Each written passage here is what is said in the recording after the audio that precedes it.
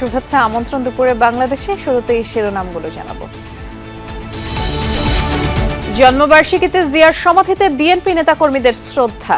উদার গণতান্ত্রিক বাংলাদেশ গড়ে তোলার অঙ্গীকার। একটা উদার গণতান্ত্রিক বাংলাদেশ প্রতিষ্ঠা করবার লক্ষ্যে আমরা আরো দৃঢ়ভাবে শপথ গ্রহণ করি। অনেকে সরে দাঁড়ালেও ভোটের মাঠে অনড় বিএনপির অর্ধ শতাধিক বিদ্রোহী। ধানের শীষের বিরুদ্ধে লড়বেন বহিষ্কৃতরা। প্রার্থিতা বাতিল হওয়া আসনে নয়া সমীকরণ। দলের যে সিদ্ধান্ত তার বাইরে বাংলাদেশের জনগণও যায় না, দলের নেতাকর্মীরা যায় না। খুব ছোটখাটো অংশ, এগুলো নির্বাচনে এতে কোনো প্রভাব থাকে না। দামি নির্বাচনেও কিন্তু কমপক্ষে 2 জন প্রার্থী আপিল বিভাগ পর্যন্ত লড়াই করেছেন তাদের মনোনয়নপত্র প্রার্থিতা ফিরে পাওয়ার ক্ষেত্রে। তো আমি এই ক্ষেত্রে সেটা কোনো ব্যত্যয় হবে বলে মনে করছি না। ত্রয়োদশ সংসদ নির্বাচনের দ্বিতীয় রোডম্যাপ প্রকাশ করল ইসি। ভোট কেন্দ্রে আইন শৃঙ্খলা বাহিনীর ক্যাম্প তৈরি না করার নির্দেশ। আজও নির্বাচন ভবন ঘেরাও ছাত্র দলের।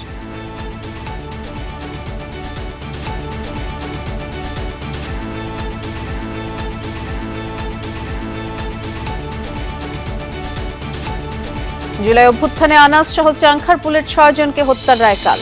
বিটিভিতে সরাসরি সম্প্রচার। মানবতা বিরোধী অপরাধ মামলায় শামীম ওসমান সহ 12 জনের বিরুদ্ধে গ্রেফতারি পরোয়ানা। অন্তর্বর্তী সরকারের সময় শুরু হচ্ছে না তিস্তা মহাপরিকল্পনার কাজ, জানালেন পরিবেশ উপদেষ্টা। চীনা রাষ্ট্রদূত সহ রংপুরের কাউনিয়া সড়ক সেতু পরিদর্শন। যাচাই বাছাই প্রক্রিয়াটা শেষ না হওয়া পর্যন্ত এটা শুরু করা যাচ্ছে না। মূল্যস্ফীতির অসহনীয় চাপে দিশেহারা সাধারণ মানুষ। 3 বছর ধরে 8% উপরে সূচক। কাজে আসছে না কেন্দ্রীয় ব্যাংকের সংকোচন মুদ্রানীতি।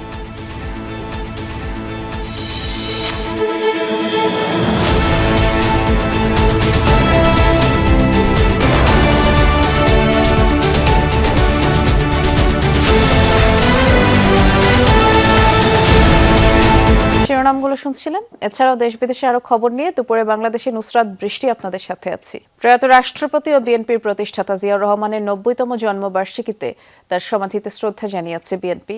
এ সময় উপস্থিত ছিলেন বিএনপি মহাসচিব, স্থায়ী কমিটির সদস্য সহ দলের নেতাকর্মীরা। সকালে জিয়া উদ্যানের সমাধিতে শ্রদ্ধা জানানো শেষে দলের মহাসচিব মির্জা ফখরুল ইসলাম আলমগীর বলেছেন, জিয়াউর রহমানের দেখানো উদার গণতান্ত্রিক বাংলাদেশ গড়ে তোলার জন্য শপথ নিয়েছে বিএনপির নেতাকর্মীরা। পাশাপাশি ধ্বংসপ্রাপ্ত অর্থনীতিকে ঠিক করা এবং গণতন্ত্রকে প্রাতিষ্ঠানিকীকরণেও গুরুত্ব দেবে বিএনপি। মির্জা ফখরুল আরও বলেন, নির্বাচনের লেভেল প্লেইং ফিল্ড নিয়ে দলের প্রার্থীদের পক্ষ থেকে এখনো কোনো অভিযোগ আসেনি।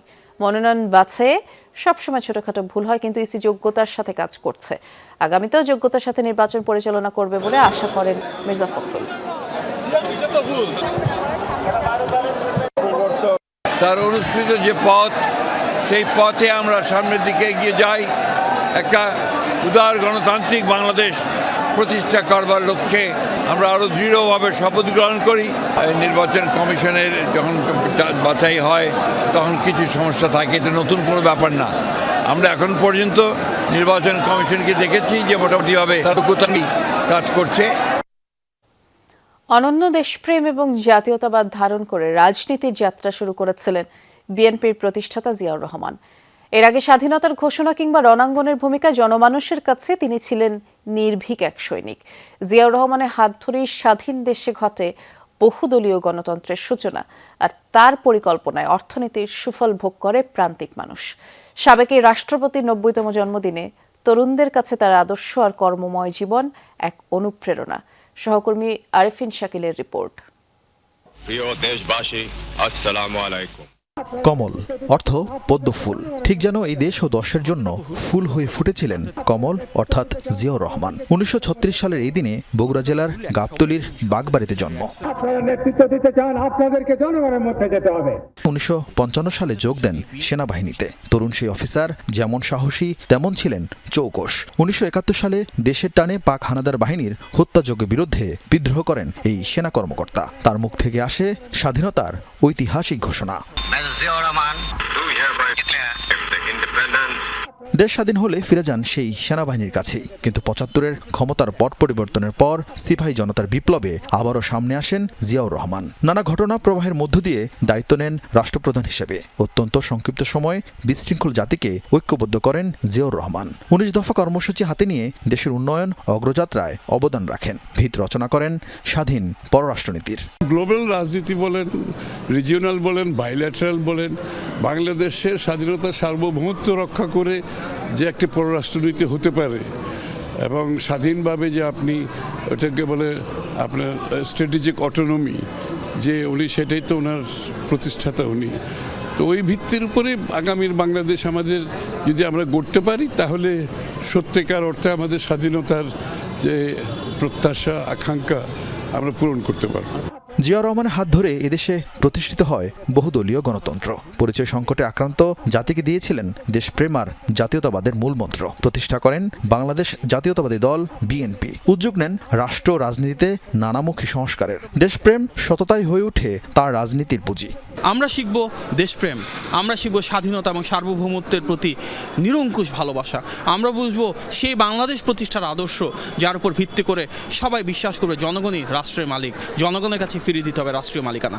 উনি যে অনেস্টির সঙ্গে ওনার জীবন চালিয়েছিলেন, সেই জীবন ব্যবস্থার মধ্য দিয়ে উনি যেই সততার স্বাক্ষর রেখে গেছেন পৃথিবীর ইতিহাসে, আমরা সেই সততার পথ ধরেই এগিয়ে যেতে চাই এবং আগামী বাংলাদেশকে একটি সমৃদ্ধ বাংলাদেশে পরিণত করতে চাই। ক্ষণজন্মায় রাষ্ট্রনায়ক ষড়যন্ত্রের শিকার হন। ১৯৮১ সালে ৩০ মে কিছু সেনা সদস্যের হাতে নিহত হন। আরামায়াস আর বিলাসিতার বিপরীতে তিনি ছিলেন অত্যন্ত মিতব্যয়ী। ব্যক্তিচরিত্রে কোনো অনৈতিকতা, দুর্নীতি ও স্বজনপ্রীতি তাকে স্পর্শ করতে পারেনি। জিয়াউর রহমানের সেই আদর্শ ধরে এগিয়ে চলাই বিএনপির চ্যালেঞ্জ, মনে করেন বিশ্লেষকরা। আরিফিন শাকিল, যমুনা নিউজ, ঢাকা।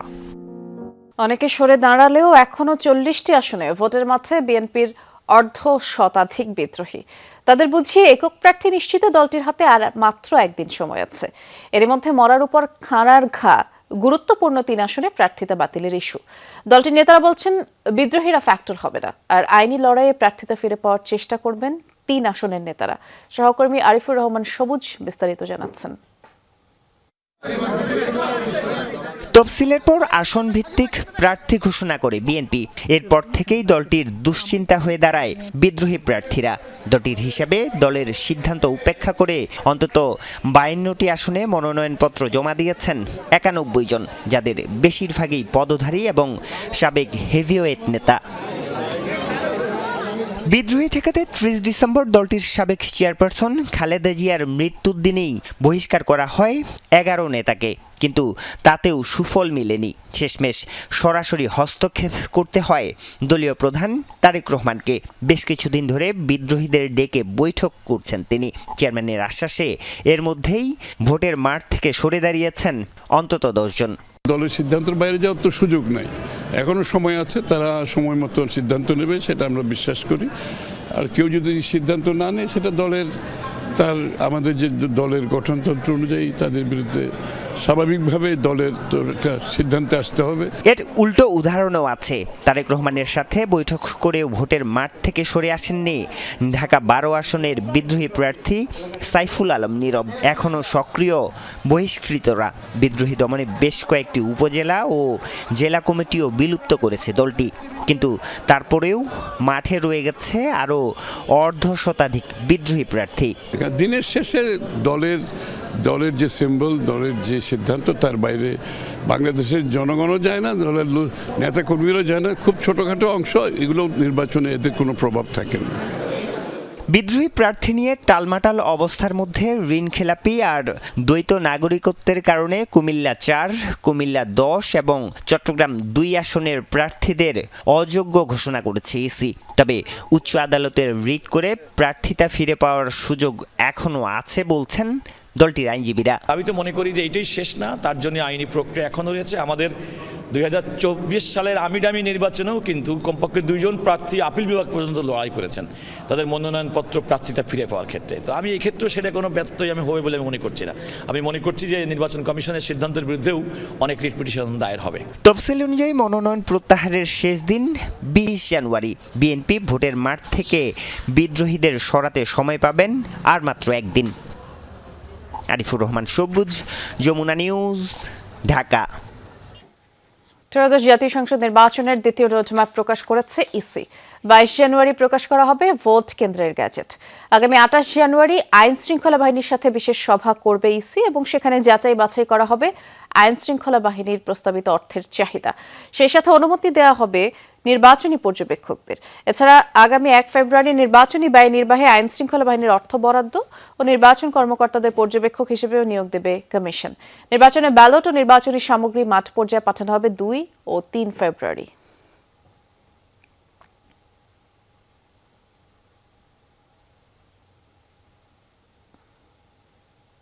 এদিকে পক্ষপাতিত্বের অভিযোগে আজও নির্বাচন ভবন ঘেরাও করেছে ছাত্রদল। সকাল 11টা থেকে ঘেরাও কর্মসূচি পালন করছে তারা। এর আগে গতকাল নির্বাচন কমিশন ভবনে কমিশনারদের সাথে বৈঠক করে ছাত্রদলের 5 সদস্যের একটি প্রতিনিধি দল। দাবি আদায় না হওয়া পর্যন্ত নির্বাচন কমিশন ভবন ঘেরাও চলবে বলেই জানান ছাত্রদল সভাপতি। আগামী 22 জানুয়ারি থেকে আপনাদের নির্ধারিত সময়ে পুরো বাংলাদেশে আমরা বাংলাদেশ জাতীয় ছাত্রদল নির্বাচনী কার্যক্রমে অংশগ্রহণ করতে চাই। সেজন্য আজ আপনারা সেই সমাধান দেবেন সেই প্রত্যাশা ব্যক্ত করছি এবং সবাইকে সুশৃঙ্খলভাবে আজকের এই কর্মসূচি সফল করার অনুরোধ জানাচ্ছি।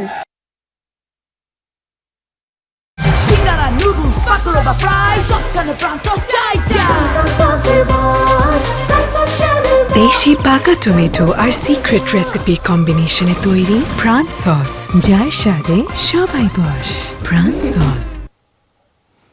ত্রয়োদশ জাতীয় নির্বাচনের দ্বিতীয় রোডম্যাপ ঘোষণা করেছে ইসি। এদিকে ছাত্রদলের যে নির্বাচন ভবন ঘেরাও কর্মসূচি সেটিও চলছে।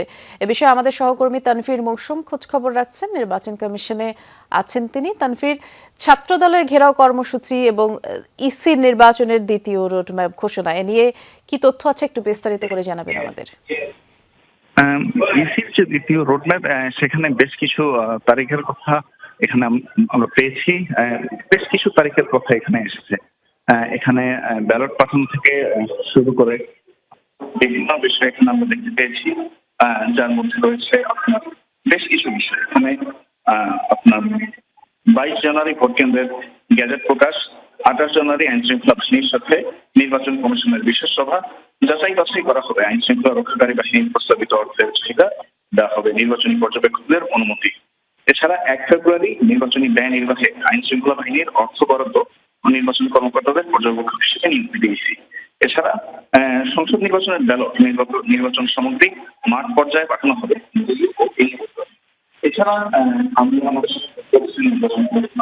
আনোয়ারুল ইসলাম সরকার, তিনি আমাদেরকে তার কাছে আমাদের প্রশ্ন ছিল যে বর্তমানে আসলে কি অবস্থা দেখছেন, এবং তার কাছে জানতে চাওয়া হয়েছিল যে নির্বাচনের এই মুহূর্তে পরিবেশটি আসলে কিরকম।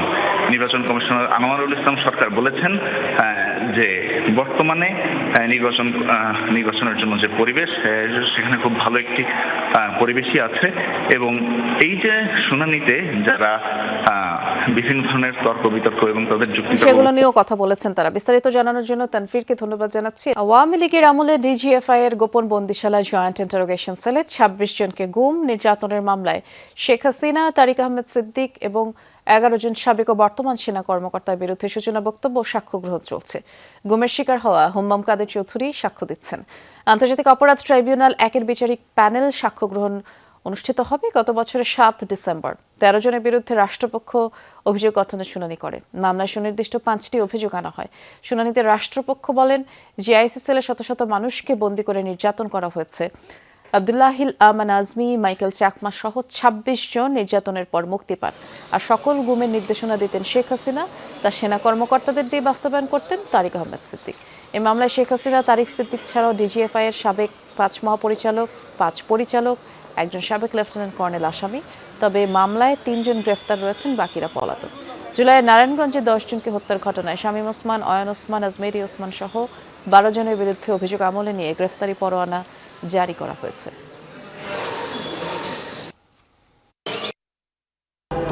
অস্ত্র ব্যবহার করেছেন এবং অস্ত্র ব্যবহার করে নারায়ণগঞ্জে হত্যাযজ্ঞ চালিয়েছেন। নারায়ণগঞ্জ শেষ করে উনি সিদ্ধিরগঞ্জে গিয়েছেন, সিদ্ধিরগঞ্জ শেষ করে উনি চিটাগং রোড খালি করেছেন এবং নিজে বলছেন যে আমার হাতে অস্ত্রের ছবি দেখলে নেতৃত্ব অর্থাৎ সাবেক প্রধানমন্ত্রী শেখ হাসিনা যেন রাগ না করে, তার অ্যাপ্রুভাল উনি ওবায়দুল কাদের সাহেবের কাছ থেকে নিয়েছেন। এই কথোপকথন আমরা ট্রাইব্যুনালে জমা দিয়েছি। জুলাই আগস্টের হত্যাকাণ্ডে আরও একটি মামলার রায় আগামীকাল মঙ্গলবার। চাংখারপুলে শাহরিয়ার খান আনাস সহ 6 জন হত্যায় ডিএমপির সাবেক কমিশনার হাবিবুর রহমান সহ 8 পুলিশ কর্মকর্তার রায় ঘোষণা করবেন ট্রাইব্যুনাল। গণ অভ্যুত্থানে চালানো হত্যায় এটাই পুলিশের বিরুদ্ধে প্রথম রায়। প্রসিকিউশন বলছে অকাট্য সাক্ষ্য প্রমাণ তারা উপস্থাপন করেছেন, আর আসামি পক্ষের আইনজীবীদের দাবি এসব অপরাধে তাদের মক্কেলরা জড়িত ছিল না, তাই খালাস চেয়েছেন।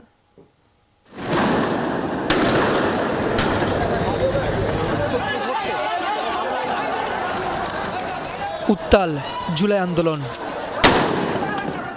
মাকে চিঠি লিখে ঘর ছেড়েছিলেন স্কুল পড়ুয়া শিক্ষার্থী শাহরিয়ার খান আনাস। বলেছিলেন মরতে চান বীরের মতো, তাই ঘটেছিল আনাসের ভাগ্যে। 5 আগস্টের দিন রাজধানীর চানখারপুল এলাকায় পুলিশের গুলিতে নিহত হন আনাস, শেখ জুনাইদ, ইয়াকুব, রাকিব হাওলাদার, ইসমামুল হক ও মানিক মিয়া শাহরিক। জুলাই গণঅভ্যুত্থানের পর আন্তর্জাতিক অপরাধ ট্রাইব্যুনালে প্রথম যে মামলাটি করা হয়েছিল সেটি এই চানখারপুলের হত্যাকাণ্ডের মামলা। এরপর দীর্ঘ 6 মাসের তদন্ত শেষ করে মামলাটির বিচার শুরু করেন আদালত। এই মামলায় 8 আসামি পুলিশের সদস্য। চানখারপুলের এই মামলায় গ্রেফতার হন শাহবাগ থানার সাবেক ওসি আরশাদ হোসেন, কনস্টেবল সুজন মিয়া, ইমাজ হোসেন ও নাসিরুল ইসলাম। মামলায় পলাতক সাবেক ডিএমপি কমিশনার হাবিবুর রহমান, ডিএমপির সাবেক যুগ্ম কমিশনার সুদীপ কুমার চক্রবর্তী, রমনার সাবেক এডিসি শাহ আলম মোহাম্মদ আখতারুল ও মোহাম্মদ ইমরুল। গত বছরের 14 জুলাই 8 জনের বিরুদ্ধে মামলার অভিযোগ গঠন করে 11 আগস্ট থেকে শুরু হয় সাক্ষ্য গ্রহণ। সাক্ষ্য দেন জুলাই শহীদ পরিবারের সদস্য, আহত জুলাই যোদ্ধা, চিকিৎসক, পুলিশ কর্মকর্তা সহ 26 জন। এছাড়াও সাক্ষ্য দিয়েছেন জুলাই আন্দোলনের অন্যতম সমন্বয়ক আসিফ মাহমুদ সজীব ভুঁইয়া। সাক্ষ্য ও প্রসিকিউশনের যুক্তিতর্কে উপস্থাপন করা হয় হত্যাকাণ্ডের ভিডিও ফুটেজ, ডিএমপি কমিশনারের হত্যার নির্দেশ সংক্রান্ত ওয়ারলেস বার্তা সহ নানা প্রমাণ। জবানবন্দিতে সাক্ষীরা বলেন হাবিবুর রহমানের সরাসরি নির্দেশে মারণাস্ত্র ব্যবহার করে 6 জনকে হত্যা করা হয়। ওয়্যারলেস মেসেজ, যে মেসেজের মাধ্যমে তিনি প্রত্যেকটি ডিএমপির ইউনিটে চাইনিজ রাইফেল ব্যবহার করে আন্দোলনকারীদের উপর গুলি করার নির্দেশ দিয়েছিলেন, সেই ভয়েস বার্তা ফরেনসিক টেস্ট করে ফরেনসিক রিপোর্ট সহ ট্রাইব্যুনালে জমা দিয়েছি। যে সকল পুলিশ সদস্যরা চাংখারপুলে ওই দিন ডিউটিতে ছিলেন তারা নিজেরা ট্রাইব্যুনালে এসে সাক্ষী দিয়েছে, বলেছেন কিভাবে তাদের চোখের সামনে তাদের অন্যান্য পুলিশ সদস্যরা গুলি করে এই ছাত্রদেরকে হত্যা করে, কিভাবে তাদের উপরে তাদের সুপিরিয়ররা আন্দোলনকারীদের উপর চাইনিজ রাইফেল ব্যবহার করে গুলি করতে প্রেশার ক্রিয়েট করে, গুলি করতে অস্বীকৃতি জানানোর পরে তাদেরকে কিভাবে গালাগালি করে, হুমকি দেয়, সেই সব সাক্ষী এই সকল চাক্ষুষ সাক্ষীর জবানবন্দিতে ট্রাইব্যুনালে উঠে এসেছে। এরই মধ্যে শেষ হয়েছে দীর্ঘ 6 মাসের বিচার প্রক্রিয়া। জুলাই হত্যাকাণ্ডের অভিযোগে মঙ্গলবার পুলিশের বিরুদ্ধে প্রথম কোনো মামলার রায় দেবে ট্রাইব্যুনাল 1। যথেষ্ট তথ্য প্রমাণ উপস্থাপনের দাবি করে আসামিদের সর্বোচ্চ শাস্তি প্রত্যাশা করে প্রসিকিউশন। আমরা মনে করি যে এই মামলার প্রত্যেকটি আসামির বিরুদ্ধে প্রসিকিউশন তাদের মামলা প্রমাণ করতে সক্ষম হয়েছে এবং প্রত্যেকেই এই আইনের সর্বোচ্চ শাস্তি মৃত্যুদণ্ড পাবে বলে প্রসিকিউশন প্রত্যাশা করে। আসামি পক্ষের আইনজীবীরা বলেন আইনি লড়াইয়ে রাষ্ট্রপক্ষের কোনো বাধা পাননি তারা, তবে এসব অপরাধের সাথে তাদের মক্কেলরা জড়িত ছিলেন না বলে দাবি করে অভিযোগ থেকে খালাস চেয়েছেন। সাক্ষীগুলোতে অনেকগুলো সাক্ষী কিন্তু মানে বলতে পারে না যে কে গুলি করেছে। এখানে অনেকগুলো বিষয় ভিডিও ফুটেজকে মেনশন করা হয়েছে, যে ভিডিও ফুটেজে কাকে কাকে দেখানো হয়েছে এই বিষয়গুলোর উপরে আমরা প্রত্যাশা করি যে আসামিদেরকে এখানে ন্যায় বিচার দেওয়া হোক, এখানে আসামিদেরকে খালাস প্রদান করা হোক। অভ্যুত্থানের পরে ট্রাইব্যুনাল পুনর্গঠনের পর এটি দ্বিতীয় মামলার রায়। এদিকে বিশেষ এই দুটি আদালতে আরও 3টি মামলা যুক্তিতর্ক পর্যায়ে রয়েছে। আগামী মাসের মধ্যে মামলাগুলোর রায় ঘোষণা হবে বলে আশা প্রসিকিউশনের। রাব্বি হোসেন, যমুনা নিউজ, ঢাকা। অন্তর্বর্তী সরকারের আমলে তিস্তা মহাপরিকল্পনা প্রকল্পের কাজ শুরু হচ্ছে না বলে জানিয়েছেন পানি সম্পদ উপদেষ্টা সৈয়দা রিজওয়ানা হাসান। তিস্তা মহাপরিকল্পনা বাস্তবায়ন ইস্যুতে সকালে রংপুরে তিস্তা নদী পরিদর্শনে যান পানি সম্পদ উপদেষ্টা সৈয়দা রিজওয়ানা হাসান এবং চীনা রাষ্ট্রদূত ইয়ান ওয়াও। পরিদর্শন শেষে রিজওয়ানা হাসান বলেন, অত্যন্ত গুরুত্বপূর্ণ এই প্রকল্পটি যথাযথভাবে বাস্তবায়ন করতে চায় সরকার। এজন্য খুঁটিনাটি বিষয়গুলো যাচাই বাছাই করে দেখা হচ্ছে। প্রকল্প বাস্তবায়নে সরকার আন্তরিক, আর এ সময় পানি উন্নয়ন বোর্ডের কর্মকর্তারাও তাদের সাথে ছিলেন।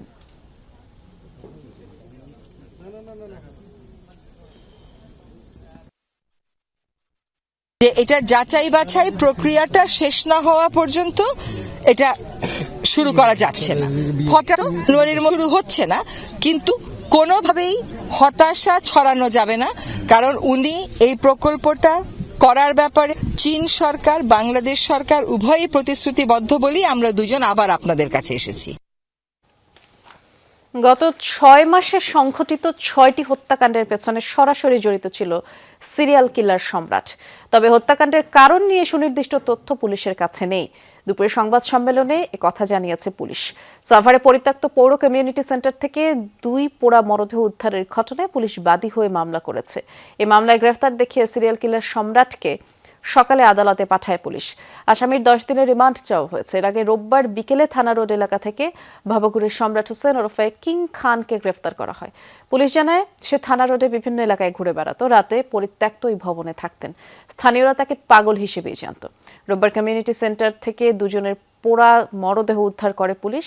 নিহতদের পরিচয় এখনো শনাক্ত করা যায়নি। আর এ নিয়ে গেল 6 মাসে ওই ভবনটি থেকে 5টি মরদেহ উদ্ধার করা হয়েছে এবং পুলিশ জানায় এলাকায় ঘটা আরও একটি হত্যাকাণ্ড সহ মোট 6টি হত্যায় জড়িত থাকার তথ্য দিয়েছে সম্রাট। কয়েকটি সিসিটিভির ফুটেজ পর্যালোচনার পর তাকে গ্রেফতার করা হয়। আদালত যদি আমাদের রিমান্ড মঞ্জুর করে সেক্ষেত্রে হয়তো জিজ্ঞাসাবাদে বাকি অংশ, যে উদ্দেশ্য কি, আরো কেউ জড়িত আছে কিনা এবং এই ধরনের ঘটনা অন্য কোথাও সে ঘটিয়েছে কিনা, এই বিষয়গুলো আমরা পরবর্তীতে জানতে পারি। মানিকগঞ্জের সিঙ্গাইরে চোর সন্দেহে 2 জনকে পিটিয়ে হত্যা করা হয়েছে। গতরাতে উপজেলার জয়মন্টপ ইউনিয়নের ছয়ানি গ্রামে এই ঘটনা ঘটে। স্থানীয়রা জানায়, রাতে স্থানীয় ইউনুস মিয়ার গোয়াল ঘরে তালা ভাঙার শব্দ পেয়ে ঘুম ভাঙে পরিবারের সদস্যদের।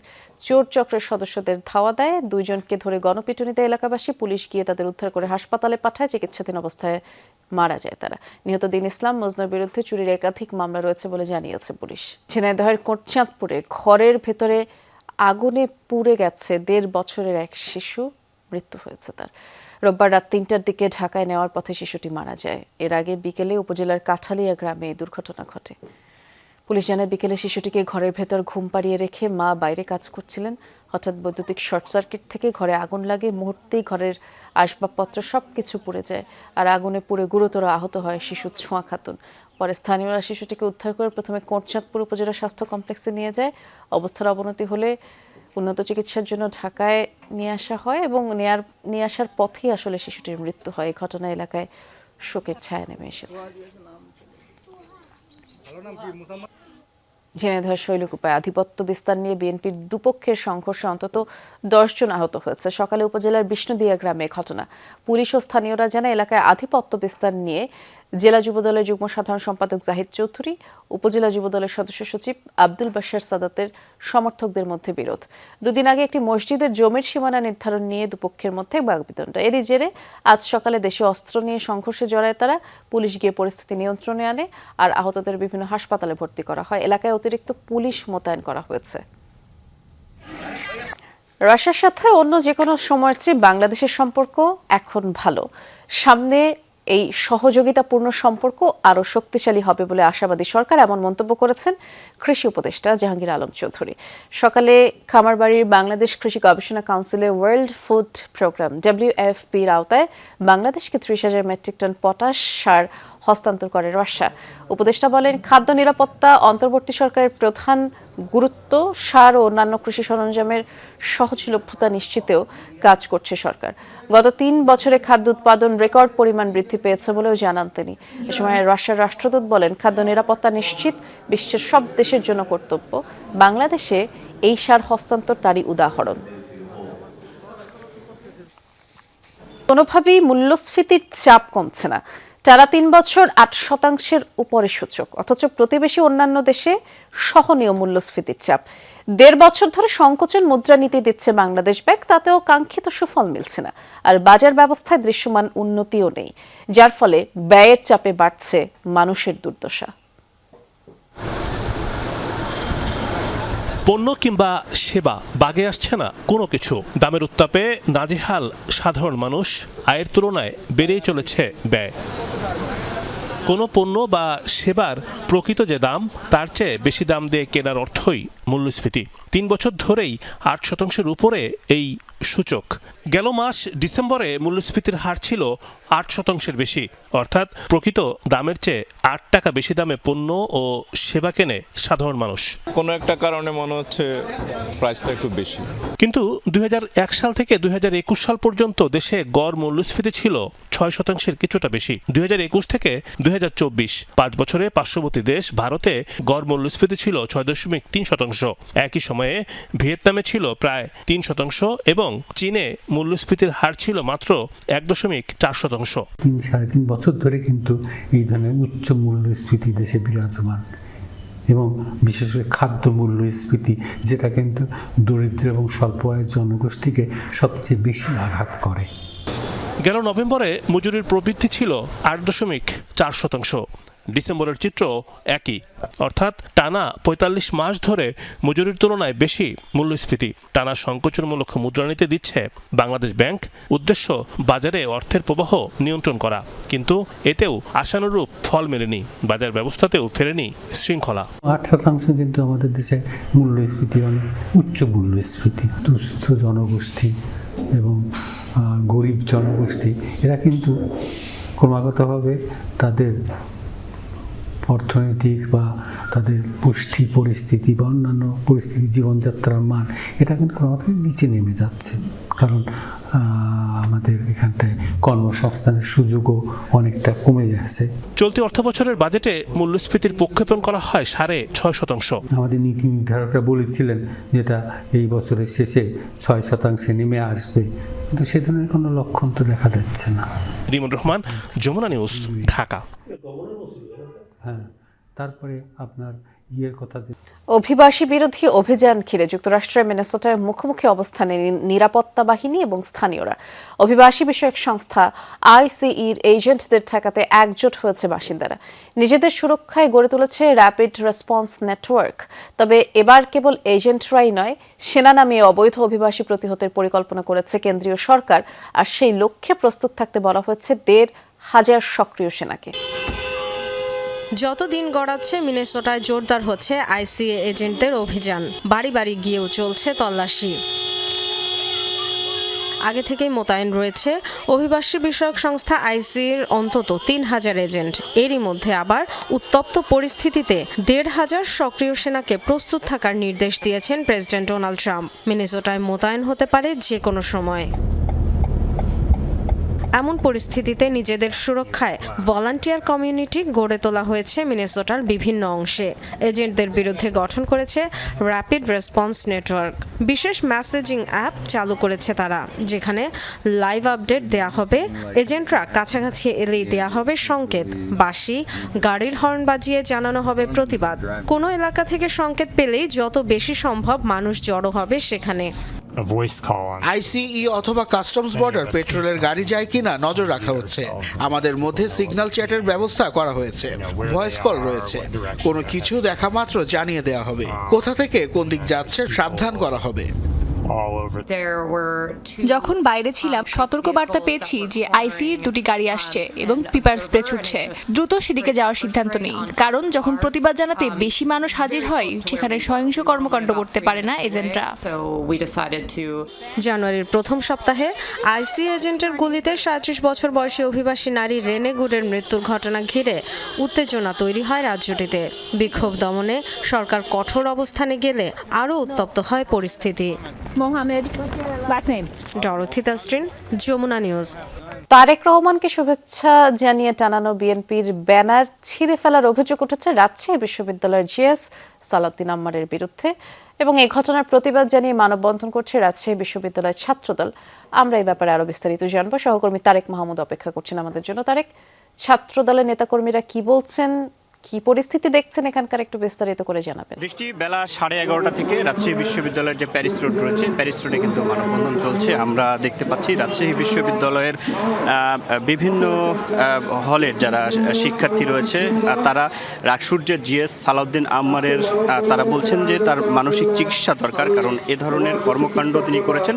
এই কারণে যারা ছাত্রদলের নেতৃবৃন্দ তারা অনেকটাই ক্ষুব্ধ। একটু তাদের কাছে একটু জানতে চাইবো যে মানববন্ধনে আপনাদের দাবি দেওয়াটা কি রাকসুর জিএস এর বিষয় নিয়ে? দেখেন, রাকসু এটি ছাত্রদের নির্বাচিত একটি বডি।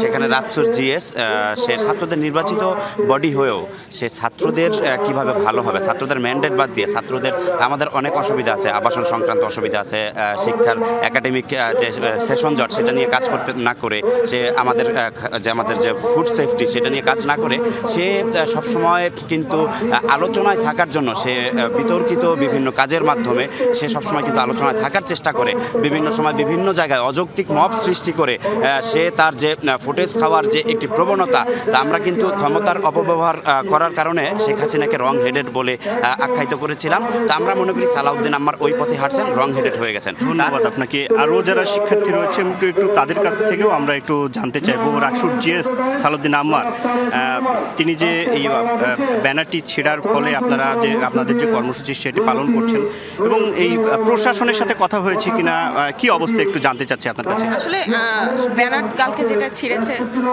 সেটা আমরা দেখেছি এবং সেটা নিয়ে আসলে অনেক সাধারণ শিক্ষার্থীও কিন্তু বলেছে যে তার যে রাইট তার বাইরে যে সে কাজ করছে, এবং শুধুমাত্র এটা না, সে বিভিন্ন সময় বিভিন্নভাবে ক্যাম্পাসকে অস্থিতিশীল করতে ব্যস্ত হয়ে পড়েছে, যেটা রাকসু পরবর্তী সময় আমরা আরও ক্যাম্পাসের স্থিতিশীলতা চাই। আমরা জানি যে আমাদের ছাত্র প্রতিনিধি রয়েছে, তারা আমাদের কল্যাণে কাজ করবে, কিন্তু তাদের টিকিয়ে পর্যন্ত আমরা মাঝে মধ্যে খুঁজে পাই না, মাঝে মধ্যে বলতে প্রায় খুঁজে পাই না।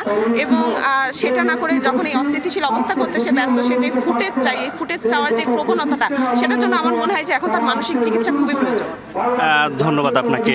বৃষ্টি শুনছিলেন এবং একই সাথে আমি যতটুকু দেখতে পাচ্ছি যে বিএনপিপন্থী যে শিক্ষকরা রয়েছে এবং রাজশাহী বিশ্ববিদ্যালয়ের ছাত্র দলের যারা নেতৃবৃন্দ রয়েছে সকলে কিন্তু বলছেন যে এ ধরনের কর্মকাণ্ডে তারা অনেকটাই ক্ষুব্ধ। তারা প্রশাসনের কাছে কিন্তু মানববন্ধন শেষে স্মারকলিপি দেবেন এবং এখন পর্যন্ত তারা রাকসূর্যের জিএস সালাউদ্দিন আম্মার তার বিষয়ে কিন্তু তার যে মানসিক চিকিৎসা দরকার এবং তার যে সেটি বারবার তারা বলছেন। ধন্যবাদ, বিস্তারিত জানাচ্ছিলেন তারেক। এই ছিল দুপুরে বাংলাদেশের প্রথম ঘন্টার আয়োজনে। এর পরের ঘন্টার আয়োজন নিয়ে ফিরবেন সহকর্মী ছোঁয়া খন্দকার।